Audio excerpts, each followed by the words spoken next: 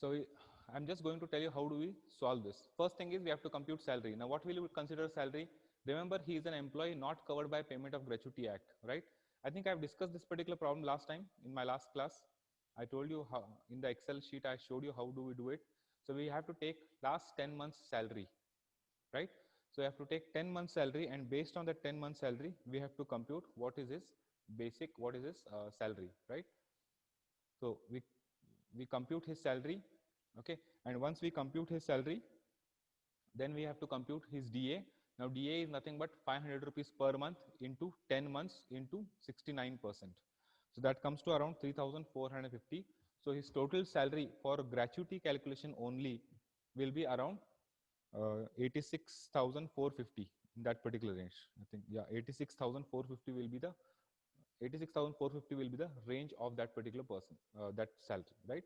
So this is the amount of salary that we are going to consider as far as uh, the computation of gratuity is concerned. Okay, now let us come to the main computation of gratuity. As far as the main computation of gratuity is concerned, what we have to understand here is we have to look for three conditions. And what are those three conditions as far as gratuity is concerned? I'll just go back so that things are very clear to you. This is what we have to consider. Okay, he is not covered by Payment of Gratuity Act, so we have to consider what is his actual gratuity received. Okay, so what is the actual gratuity received? This is the amount of gratuity that he has received, right? So we'll consider 1,86,000 as the actual gratuity received. So as far as computation problem is concerned, we have to take this particular value. Okay, next we have to consider what is the limit set by the government, that is 20 lakhs, and now we have to do the calculation as it is half of every month of year of service rendered into 15 days salary, that is 1/2 into average salary of last 10 months into number of years of service completed. So when you work it out, you get a certain figure, you get a certain amount. That amount comes to around 1,64,000. Okay, it comes to around somewhere in the range of 1,64,000, and based on that you have to compute your gratuity. Are you able to understand this, or do you want me to solve this? Quickly tell me. So I have Please solved solve it. it. Huh? What is a exempted gratuity? So 21,745. Exempted gratuity. So exempted. So one minute. Yeah, how much is it? 21,000? 700 odd? 740. Okay, 45. fine, no problem. So 21,400 odd. I think this was the calculation. Sorry, 21,700 odd was my 745. calculation Yes, sir. roughly. So if you have got 21,740, fair enough, no problem. So this is how you need to solve this particular problem. Anyways, while I'm sharing the screen, I will give you the solution also for this. Okay. Can anyone try this particular problem, please? I just want you to try. Your answer might be correct, your answer might be wrong. That is immaterial, but have you tried this? This is a very, looks complicated, but actually simple. And by the way, this problem had come in the exam. Okay, that is the reason I have mentioned it here. Okay, so it is very clearly told you that X is a marketing specialist from Mumbai. He was working with two companies, A and B. He retires from A. So first thing is we have to consider what is his benefit that he's getting from retirement from when he retires from company A. So this part talks about what is the benefit that he receives when he retired from company A. Okay.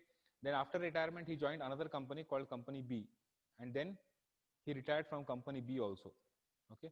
The question is, what is his exempted gratuity? Has anyone tried this?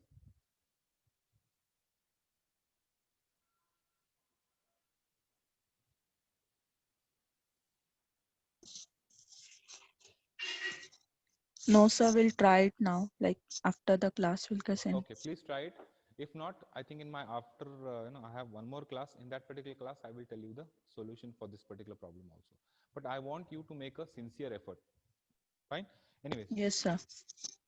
so next comes to pension. I think I've explained to you what is pension. We'll directly go to the next part, that is leave encashment. Okay.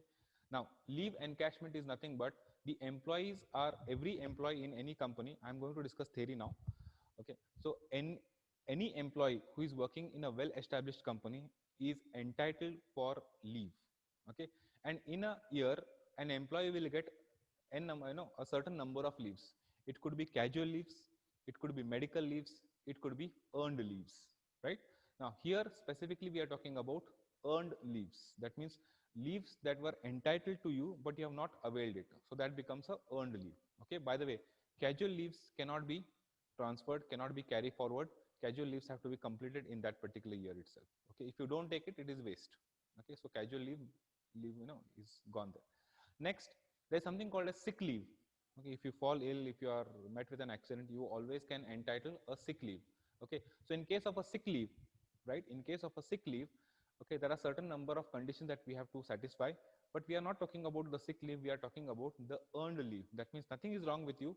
Just because you have rendered those many number of years of service or those many number of days of service in that particular company, you are entitled for leave and you will get paid for that leave also. That is called leave encashment. Okay, now employees are entitled to earn to a certain leaves during the year as per service rules. Okay, the leaves may or may not be availed by the employee. So the employee may take the leave or may not take the leave. If leaves are not taken, what will happen to the leaves? The 3 points are mentioned here. The leaves will lapse. Some companies do not have the policy of carry forwarding that particular leaves, so the leaves will lapse. Next, leaves may be allowed to encash at the end of every year. Whenever the financial year end gets over, certain companies, especially private sector companies, what do they do?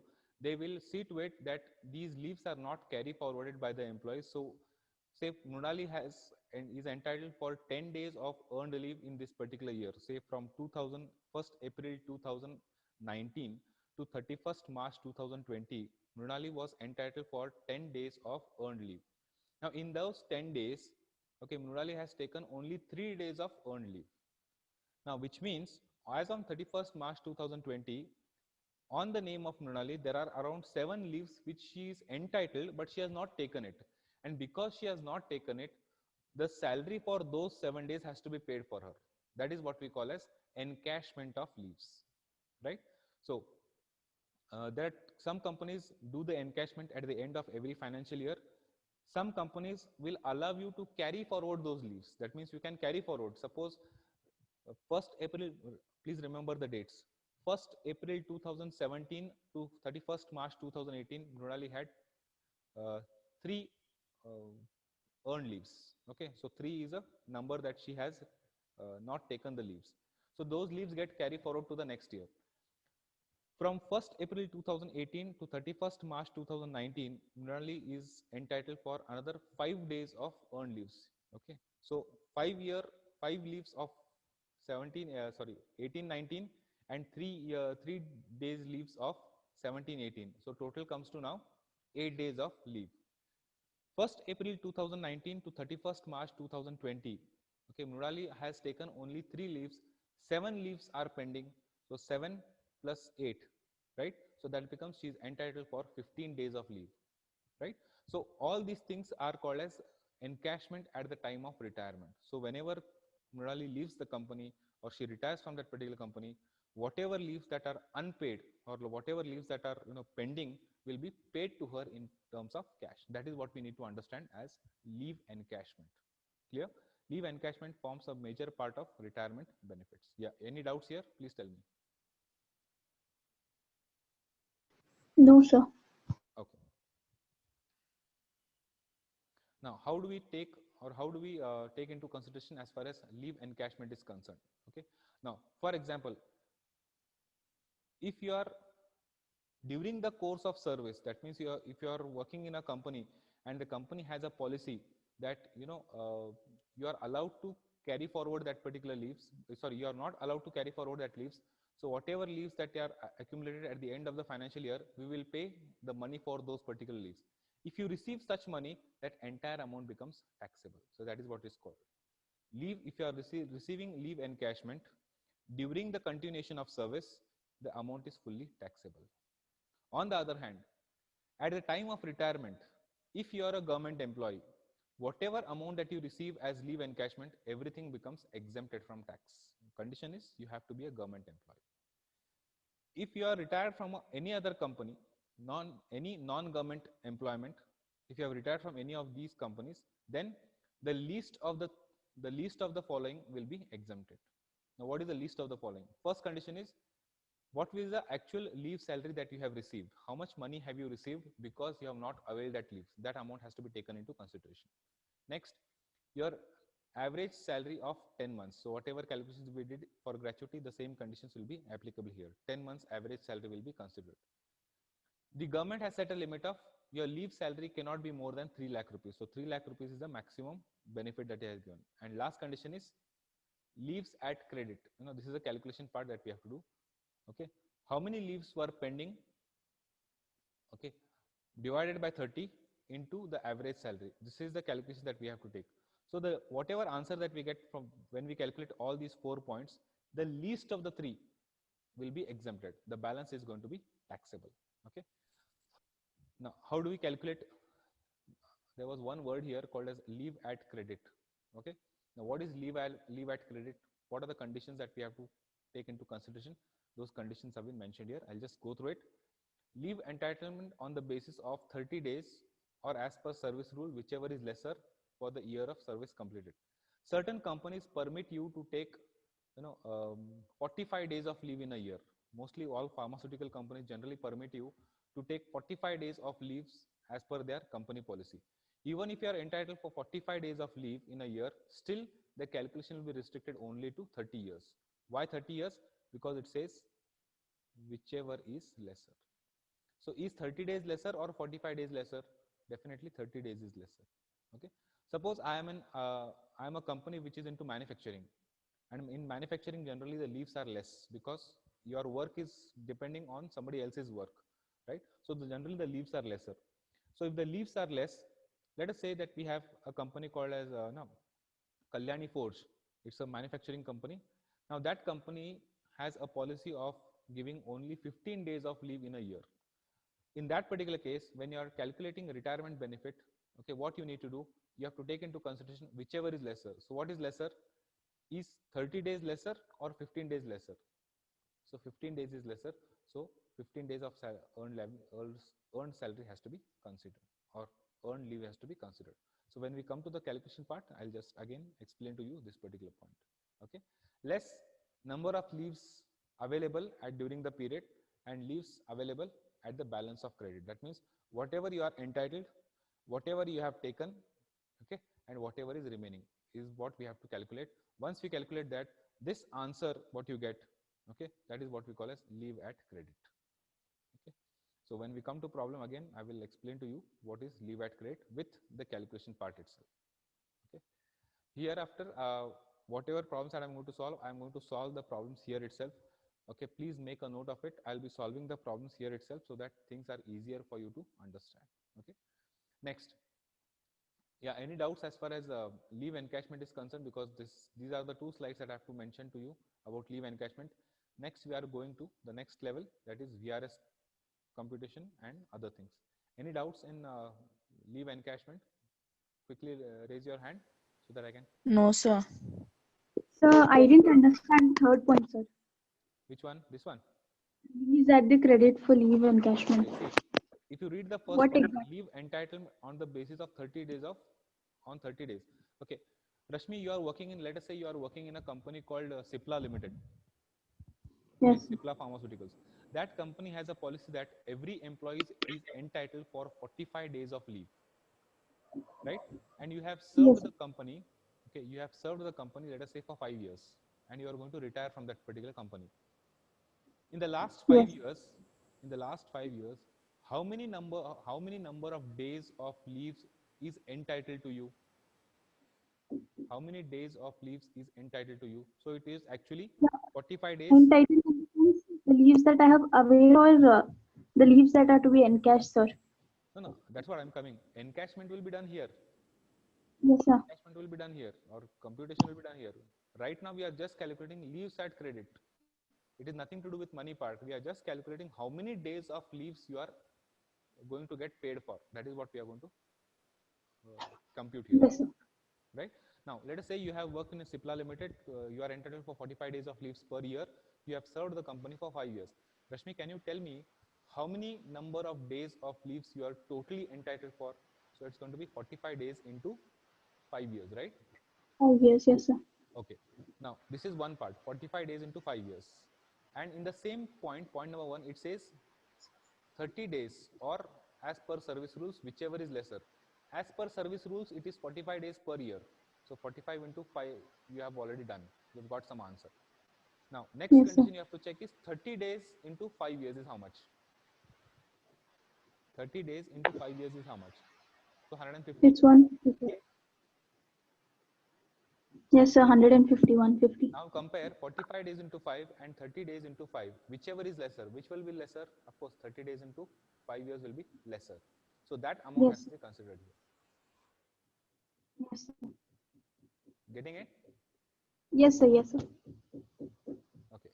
Next. So let us say out of, now here I'll just write down for your calculation purpose. So you are eligible for totally 150 days of leaves. Is that okay? Yes, sir. Now, leaves available during the service period. Okay. So how many less leaves available during the service period is what you have to calculate depending on how many number of leaves are taken. Okay. How many number of leaves are taken and how much is remaining, that we'll have to find out. Okay. So there is a calculation to it. I'll come to it later because I have planned to complete certain part. We'll complete that part and then I'll come to calculation. Then this point means the leaves that are left out, which are not used. Sorry. The third point specifically talks about leaves at credit means suppose out of 150 leaves, Rashmi, you have taken 90 days of leave. Yes, sir. So what is the balance? 60, sir. 60. So you are entitled for 60 days of leaves, which means you Yes, are sir. entitled, 60 days means 2 months, right? Yes, sir. So you are entitled for extra 2 months of salary. That is what we have to calculate. Yes, sir. Getting it? So here, Yes, sir. as per our calculation, if your answer is 60, that means you are totally eligible for 150 days. Out of that, you have taken 90 days of leave. 60 days of leave you have not taken, which means during the time of retirement, you should be paid for these 60 days. Yes, sir. Right? Suppose you are working in a company and your salary is say around 60,000 rupees. Okay, so how much will you get? 60 days into 60,000 rupees to per month is your salary, right? So 60,000 rupees 60 per month Yes, sir. into 2 months.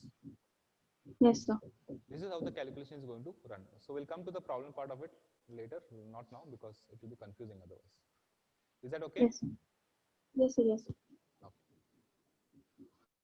So these are the calculations. These 3 slides basically talk about leave encashment. Leave encashment is also a retirement benefit. Okay, so because whenever you are retiring, only then you will be entitled for leave encashment. The next part is, it's called VRS computation or VRS calculation. Just a minute, I'll make this Times New Roman. So this is what we call as leave encashment or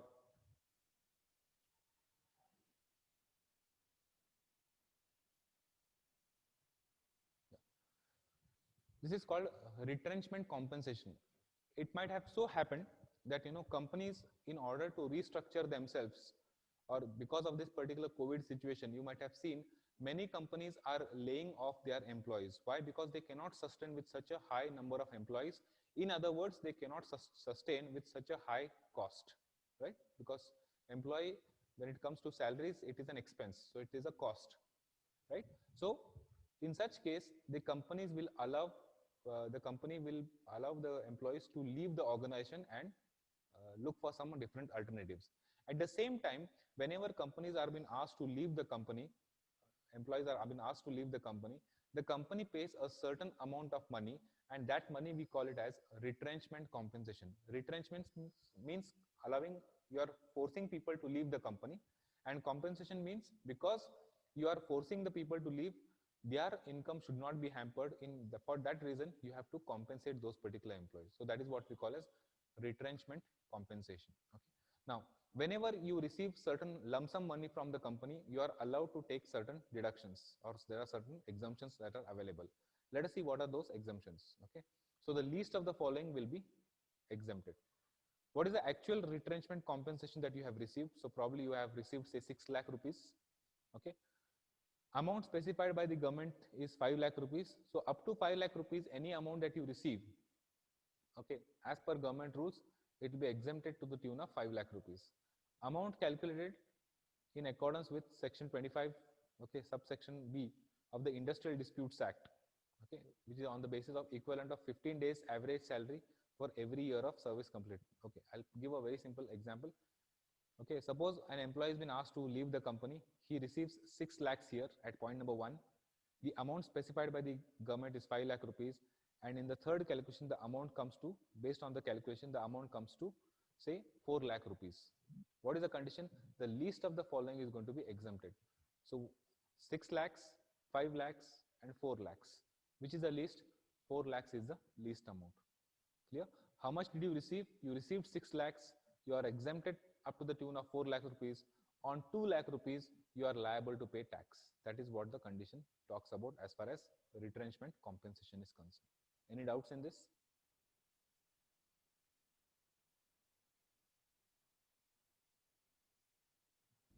Sir, what is the meaning of retrenchment? What happened? What is the meaning of retrenchment? Retrenchment means allowing or asking employees to leave the company. They are not leaving them on their own. If they leave on their own, that is what we call as employee turnover. People leaving the company on their own is called employee turnover. But company asking the employees to leave is called retrenchment. Okay, sir. Right? Okay. So this is the calculation that we have to understand as far as retrenchment compensation. Again, from your exam point of view, this is not of much relevance. I have not seen any problem coming on retrenchment compensation. We move to the next one. This is called VRS calculation. VRS stands for Voluntary Retirement Scheme. In this particular case, the company has not asked you to leave the company, but you on your own have decided to stop employment. You feel that you are tired, you cannot sustain the company pressure that is there, or you may feel that you have earned enough of money during your services and you don't want to be employed hereafter. In such case, you voluntarily submit your resignation saying that I want to retire, right? I want to retire. So if you give your VRS, that is voluntary retirement, if you take it, in such case, you will receive a certain amount of money from the company. And when you receive this amount from the company, there is certain exemptions that are available. We'll just see what are those exemptions. Okay. First condition is compensation is received by employee under VRS schemes. VRS schemes is voluntary retirement scheme. Here the company will tell you, I'll just tell you a live example that happened. In 2001, if I'm not wrong, all the major banks in India, the public sector banks in India, like Vijaya Bank, Union Bank of India, State Bank of India, for that matter, all the public sector banks came up with an offer saying that, we don't want, we are giving a scheme, we are giving a special offer to all our employees. Those who want to retire can accept this particular scheme and retire. Those who do not accept this particular scheme will have to retire in normal circumstances. But if you take this particular scheme, you will get some extra benefits. So a lot of people took this particular VRS scheme and retired from the banks. Okay.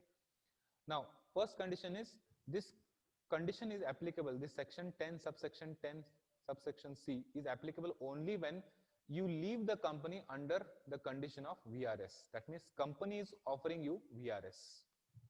Okay. So in such case, this scheme is applicable. Compensation received for a specified undertaking like a state or public sector, state government or central government, any public sector undertaking, a company, a cooperative society, any university, all IITs, NITs and national institutes.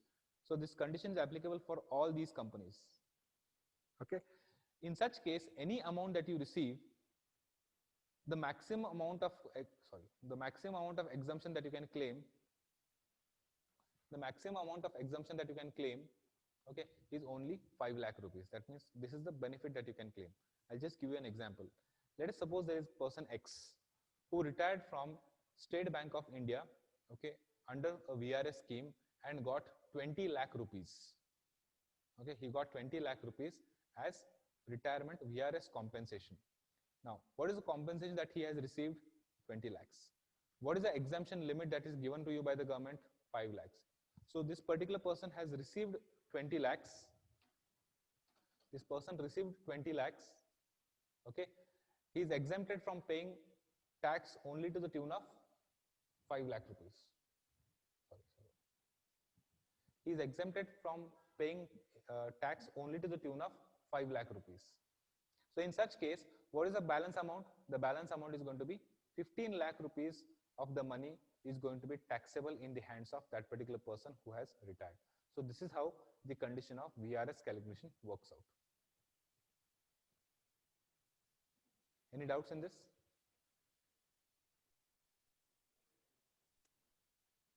Please tell me if you have any doubts. No, sir. Next is the Keyman insurance. Can anyone tell me what is Keyman insurance, please?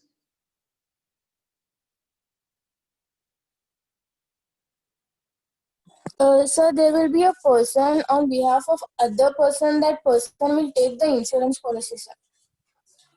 Okay. Generally, this happens in a company or in a public sector undertaking or in a company wherein there is one key person and you feel that without this person, we cannot run the company. He could be a technician, a very skilled technician, okay, or he could be somebody in a director position wherein decision making, he is known for his decision making.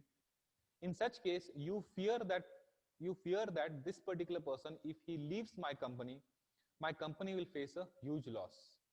So in order to ensure that even if this person leaves the company and the company does not face any loss, what do?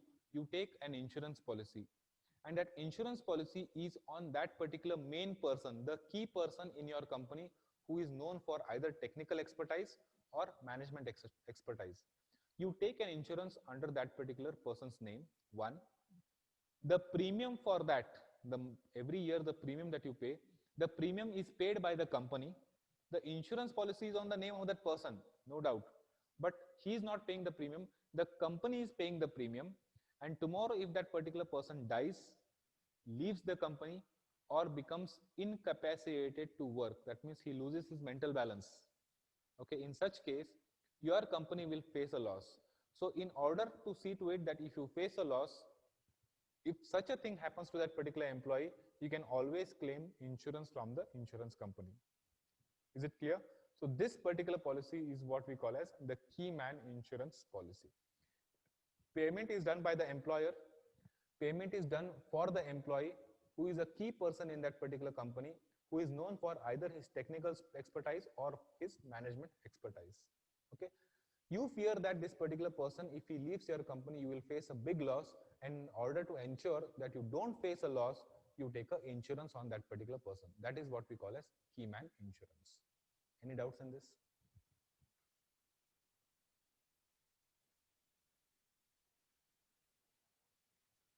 If you have any doubts, please raise your hand. Otherwise, we'll move forward.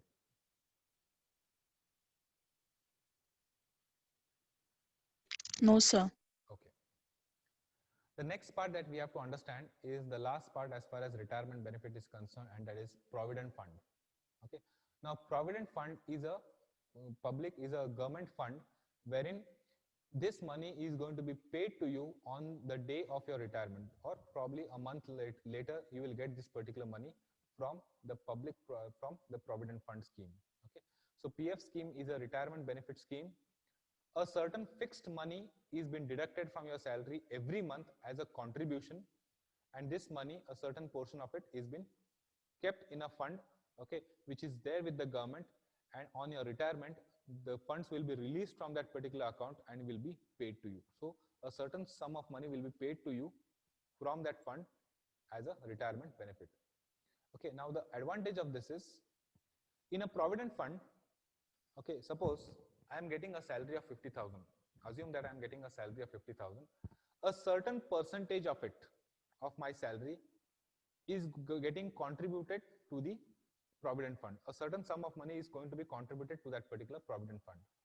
Now, so let us say, I'm just giving an example. Let us say out of 50,000 rupees of salary, 3,000 rupees of salary has been cut and is been paid to the provident fund scheme. So in hand, I will get only 47,000. Now, if 3,000 rupees has been cut from my salary and paid to the provident fund, my employer, please understand, my employer will also make an equal contribution that I am making. So if I am paying 3,000 rupees as money for the provident fund, the company in which I am working, they will also pay 3,000 rupees as a provident fund. So together, every month, around 6,000 rupees will be paid in that particular account for my retirement benefit. So that is the advantage of this. That is what it says. It's a retirement benefit scheme, point number 1. Second point, a fixed sum of money is been deducted from my salary as contribution. Okay. My employer will also contribute in the same proportion towards that particular fund. So 3,000 is getting deducted from me, 3,000 is been deducted, 3,000 is been paid by the company also. So total contribution is around 6,000 rupees. Now what will happen to this particular money? 3,000 from my side, 3,000 from the company side. What will happen to this money? This money will be invested in government securities. GSEC means government securities. This money will be invested in government securities, okay, and which are very, very safe. And once this money is invested in government securities, you will get a certain interest on that particular security. Okay, so this interest will keep on accumulating, and on the day of your retirement, this entire amount will be paid to you. That is what we call as provident fund. Clear? There are 3 types of provident funds. First is the statutory provident fund, which is set up by the Government of India. GOI means Government of India. So there is a fixed, there is a mandatory or statutory provident fund. Okay, this is maintained by Government of India. Next, we have the recognized provident fund. It is set up under the Provident Fund Act of 1952. Okay, this is applicable for all companies wherever there are more than 20 employees working. Wherever there are 20 or more employees working, such companies, whether you are government or whether you are private, such companies are bound by the Provident Fund Act. So in such case, the rules of recognized provident fund will be applicable. And third case is, this is that particular company which is not recognized. That means they are employing less than 20 people. So in such case, they need not abide by the Provident Fund Act. But still, if the employer wishes to pay certain money to the employees on retirement, he can always contribute the money under the unrecognized provident fund. Okay, and last one is, of course, the public provident fund. This is applicable for you and me. Okay, any person. This is also applicable for people who are self-employed. If you are a self-employed, there is no contribution from your employer. So what will such people do? For such people, there is a concept called as public provident fund. Okay, wherein a certain sum of money is being contributed by the investor or by the person in that particular fund. Usually, you can open an account with any of the nationalized banks. State Bank of India is one such entity wherein you can open an account under public provident fund, and every month, on every year, you have to contribute in that particular fund. The minimum amount that you have to contribute is 500 rupees, and the maximum amount that you can contribute is 70,000 rupees in that particular provident fund.